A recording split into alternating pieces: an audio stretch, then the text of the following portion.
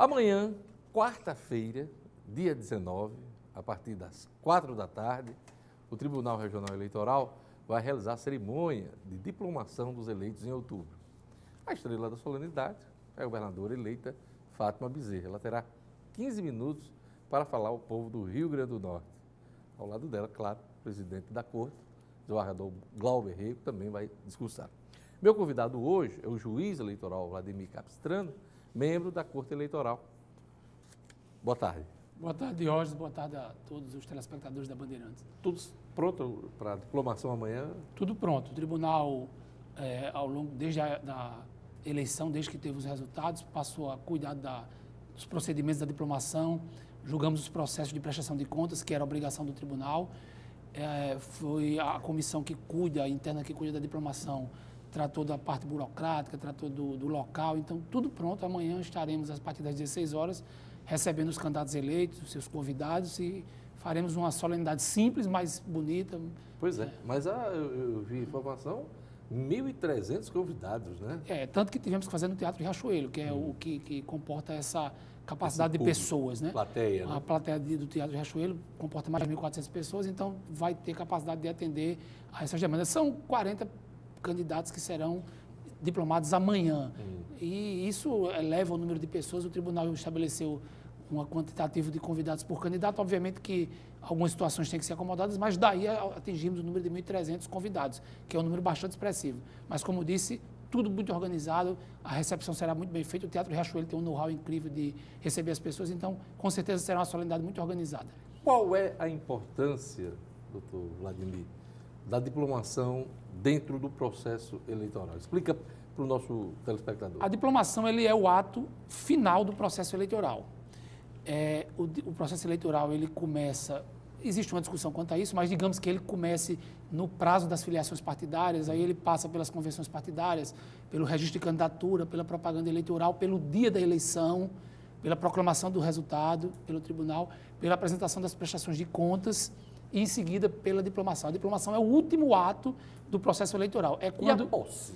A posse já não pertence ao processo eleitoral. A posse é um ato administrativo perante a Casa Parlamentar ou perante o Executivo para o qual o candidato foi eleito. Perfeito, isso aí. Muita gente acha que a posse é uma sequência de todo esse processo. É tanto que a competência da Justiça Eleitoral se encerra no momento da diplomação. É quando a Justiça Eleitoral entrega ao candidato o certificado, vamos dizer assim, de que ele está apto a, no dia da sua posse, comparecer ao local da sua posse com um papel dizendo, está aqui, a Justiça Eleitoral disse que fui eu o eleito. Então, sem esse papel, sem esse diploma, o candidato eleito não teria condições de se apresentar para tomar posse.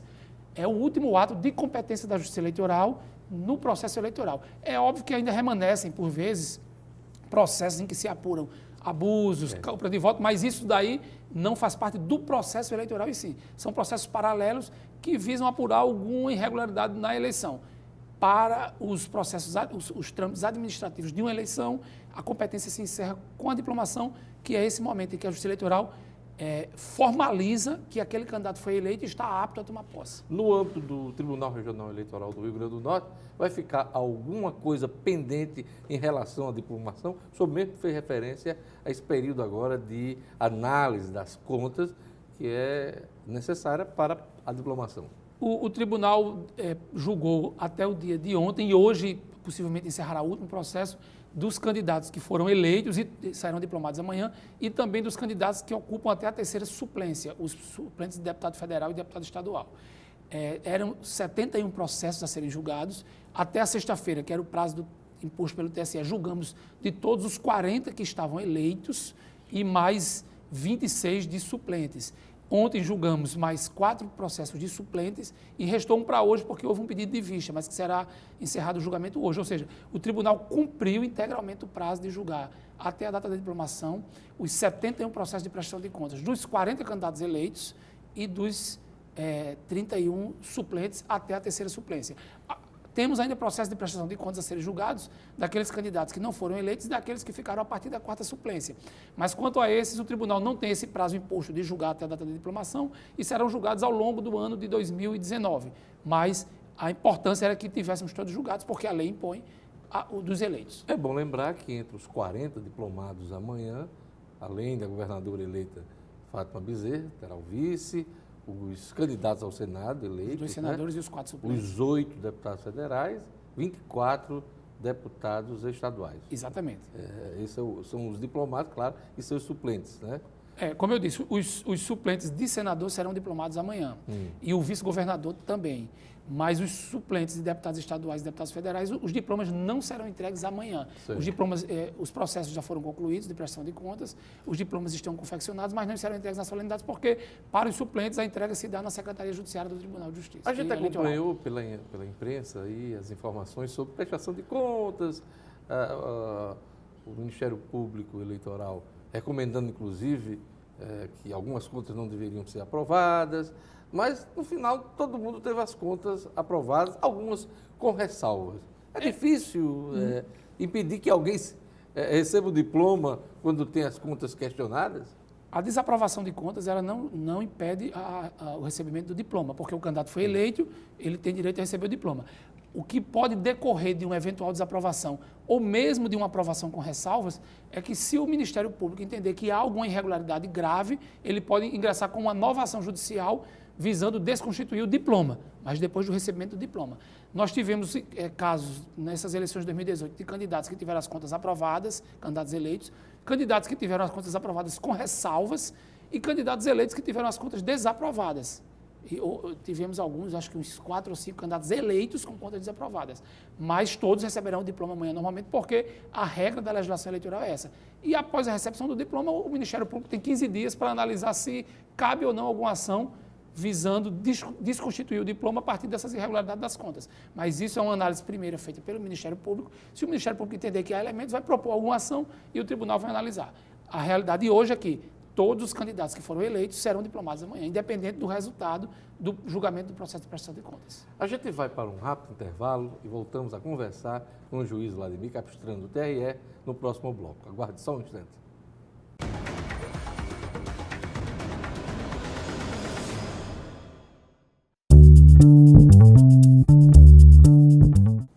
Estamos de volta com a entrevista do juiz eleitoral Vladimir Capistrano. A gente está falando sobre a diplomação dos eleitos, que acontece amanhã, a partir das 16 horas, no Teatro Riachuelo, solenidade do TRE, de diplomação de mais de 40 eleitos, aliás, 40 eleitos na eleição deste ano.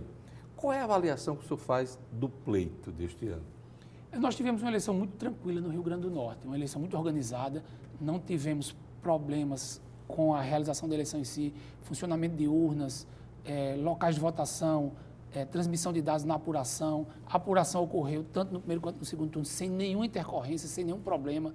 Não tivemos a utilização de cédulas impressas no Rio Grande do Norte, 100% do processo no Rio Grande do Norte foi com urnas eletrônicas.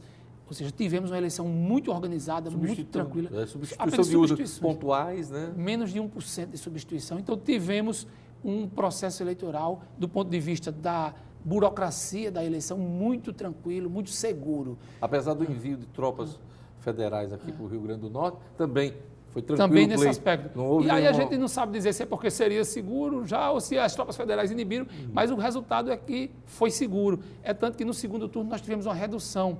No primeiro turno foram 87 municípios com tropas federais, no segundo turno reduzimos para pouco mais de 60. A eleição foi segura. Os candidatos colaboraram, isso é importante ressaltar. Tivemos poucos problemas do ponto de vista judicial. Tivemos alguns problemas de propaganda, chegou até algumas buscas e apreensões por conta de material irregular, mas isso foi muito pontual, foi residual. Os candidatos colaboraram muito. Tivemos poucas denúncias de compra de voto. Ou seja, houve um amadurecimento da classe política nessa eleição. A eleição estadual, como regra, ela é mais tranquila do que as eleições municipais. Nas eleições municipais, os ânimos estão mais acirrados, a realidade local é muito mais tensa. Mas tivemos, sim, um pleito tranquilo, seguro, algumas denúncias de fake news, mas que a Justiça Eleitoral soube conduzir aqui no Estado e não tivemos, isso não afetou o resultado da eleição. Então, o que podemos dizer no Tribunal Regional Eleitoral é que a eleição de 2018 foi muito segura, muito organizada e é uma boa experiência para a eleição de 2020. O senhor falou em amadurecimento da classe política, né? Colaborando, em sua grande maioria, para que o pleito fosse tranquilo. Mas também esse amadurecimento vem muito do medo de ser cassado, porque está vendo que a pessoa pode ser cassada por compra de votos. A Justiça Eleitoral do Rio Grande do Norte ela tem dado sinais muito fortes que não compactua ou tolera esse tipo de prática, que retira a legitimidade das eleições. Compra de voto, abuso de poder, conduta vedada de agentes públicos. O Tribunal de Justiça Eleitoral do Rio Grande do Norte ele é um tribunal, inclusive, um dos baluartes na justiça eleitoral brasileira no combate a esse tipo de prática que é nociva à democracia. Nós temos um alto índice de cassação de mandatos.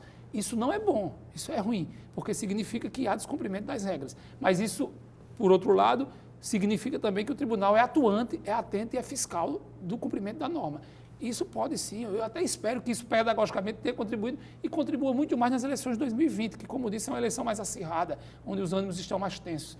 A Justiça Eleitoral, desde muito tempo, a Justiça Eleitoral do Rio Grande do Norte, sobretudo, tem dado sinais muito evidentes de que não tolera práticas ilícitas na captação de votos. Apesar da diplomação, da análise das contas, a maioria aprovada, os eleitos ainda correm riscos, né? Basta ver, Diógenes, que relativamente ao pleito de 2016, já tivemos 11 prefeitos com mandatos cassados. Daqui do Rio Grande do Norte. 11 prefeitos com mandatos cassados por compra de voto, abuso de poder, conduta vedada. Não estou incluindo aqueles que tiveram o registro indeferido, que foram os casos de Guamaré e Alto Rodrigues. O mais recente, se eu não me engano, foi Santa Cruz. Foi Santa Cruz. Né? Tivemos agora recentemente Pacifica e em seguida Santa Cruz. Porque o tribunal entendeu que havia comprovação de ilícitos eleitorais. Então, é importante que os políticos estejam atentos a isso. É claro que isso passa por um processo de reeducação do eleitor, mas também passa por um processo de reeducação da classe política. Como eu disse, na eleição de 2018 tivemos bons exemplos. Espero que isso projete para 2020 e a gente consiga ter pleitos cada vez menos judicializados, cada vez com a interferência menor da justiça eleitoral. Porque a interferência significa que o jogo está sendo jogado errado. E é isso que a gente quer evitar. Quais são os riscos que os eleitos correm daqui para frente? Existem ainda alguns processos que estão sendo tramitados já no âmbito do tribunal. O Ministério Público Eleitoral também está apurando ainda no âmbito interno algumas condutas que chegaram ao conhecimento dele. Compra de voto, por exemplo. Compra de voto, abuso de poder, captação ou gasto ilícito de recursos para emprego nas campanhas eleitorais. Tudo isso ainda pode redundar em processos judiciais que podem vir a redundar em cassação de diplomas. Óbvio que a Justiça Eleitoral espera que isso não ocorra, espera que não se configure essas práticas, mas, como eu disse, se a Justiça Eleitoral identificar essas práticas, ela não terá beneplácito em proteger quem agiu ilicitamente. Os recados estão sendo dados muito claramente em relação ao pleito de 2016, foram dados em relação ao pleito de 2014, teve cassações relativas a 2014, e a gente espera que não precisemos fazer isso em relação a 2018. Mas, se precisar, a Justiça Eleitoral está atenta e, com certeza, atuará dentro da sua responsabilidade. O presidente eleito Jair Bolsonaro já foi diplomado e, perto da diplomação, acho que não foi nem no dia, ele voltou a falar em mudança do sistema eleitoral. Durante a campanha, ele fez críticas, queria, inclusive, o voto impresso em alguma parte da votação e fala em mudança do sistema logo do início aí do mandato dele. O senhor entende o que quer o presidente eleito? Na verdade, Jorge, eu apenas lastimo essa postura do presidente eleito Jair Bolsonaro. Eu, inclusive, com você aqui já tive a oportunidade de dizer que isso era um grande desserviço à democracia brasileira. Nós temos o sistema eleitoral mais seguro do mundo. Isso eu estou dizendo porque é verdade. Observadores do mundo inteiro vieram acompanhar as eleições no Brasil em 2018 e todos foram unânimes em afirmar a segurança do processo eleitoral brasileiro, a segurança da urna eletrônica brasileira, a segurança dos sistemas de totalização. Por que o senhor diz isso? Porque eu digo que é seguro? Porque o sistema é completamente auditado. Esse sistema ele tem mais de 30 etapas de auditoria. Auditoria externa. Inclusive com a participação de partidos e candidatos. Partidos, candidatos, Ministério Público, Ordem dos Advogados do Brasil, um sistema completamente auditado. Sem conexão. Sem conexão com a internet, um sistema totalmente offline. E, infelizmente, o presidente que foi eleito, o presidente da República, ele foi eleito não só nessa eleição, ele já foi eleito em 7 eleições anteriores, essa é a 8ª eleição dele. Dessas 7, ele foi eleito pelo menos em 5 pelo sistema de votação eletrônica. E ele ficar colocando em dúvida, isso é muito ruim para a democracia e sem nenhuma prova, sem nenhuma evidência, não é sequer prova. Não existe o menor indício de que uma urna em qualquer canto do país tenha sido fraudada. E, mesmo assim, o presidente fica reverberando esse discurso que fragiliza a democracia, fragiliza as instituições. Eu apenas lastimo, mas me parece que as instituições brasileiras elas já estão suficientemente fortalecidas para impedir esse tipo de avanço, contra a democracia brasileira. E, por mais que o presidente tenha até uma intenção pessoal de fazê-lo, ele não conseguirá. O Supremo saberá proteger um sistema que nós construímos ao longo do tempo e que é o mais seguro do mundo. Independente disso, qualquer intenção, qualquer desejo do presidente da República, vai ser preciso projeto de lei, decisão do Congresso Nacional e, claro, também análise constitucional do Supremo Tribunal Federal. O Supremo Tribunal Federal, muito recentemente, afirmou que o voto impresso ele não é compatível com o sistema brasileiro, com o sistema constitucional brasileiro, que inclusive ele fragiliza a garantia do sigilo do voto. E por isso, inclusive, no liminar, o Supremo afastou a norma que impunha a impressão do voto. Eu confio que o Supremo vai conseguir manter essa postura firme dessas agressões que o nosso sistema eleitoral tem sofrido, porque eu volto a afirmar, e aqui eu afirmo, tanto com minha experiência de advogado que atuou muitos anos na Justiça Eleitoral, como nessa minha mais recente experiência de juiz eleitoral, nós temos o sistema de votação mais seguro do mundo. Uma vez conversando com o Tairone Dantas, que é do TRE, ele falava, termina a eleição, a gente já começa a trabalhar a próxima. É isso mesmo? É isso mesmo. Nós já tivemos agora, no mês de dezembro, uma grande reunião de avaliação que reuniu toda a área de coordenação da logística das eleições e todos os chefes de cartório do Estado, os 60 chefes de cartório, foi feita uma avaliação de tudo o que ocorreu, foram depurados os problemas e, a partir desses problemas, nós passamos a construir a eleição 2020, justamente para que em 2020 esses problemas que foram mínimos, foram pontuais, mas que nem esses ocorram. Então, nós já começamos agora, em dezembro de 2018, a organizar a eleição de outubro de 2020. Que é eleição municipal para prefeito, vereadores em todo o estado do Rio Grande do Norte. Exatamente. Né? Eu queria agradecer a presença do doutor Vladimir, lembrar você, que está nos escutando aqui, acompanhando essa entrevista, que amanhã, 16 horas, diplomação dos eleitos aqui no Rio Grande do Norte. Cerimônia no Teatro Riachuelo, com a coordenação, a presidência do coordenador e presidente da Corte Eleitoral, o desembargador Glauber Rego. Obrigado. Eu que agradeço, é sempre uma satisfação estar aqui com você. É isso aí. O RN Acontece vai ficando por aqui. Obrigado pela audiência. Siga com a programação da Band Natal. Veja a reprise do nosso programa no portal nominuto.com. O RN Acontece volta amanhã. Até lá. Amigo, deu certo aí, né? Deu certo.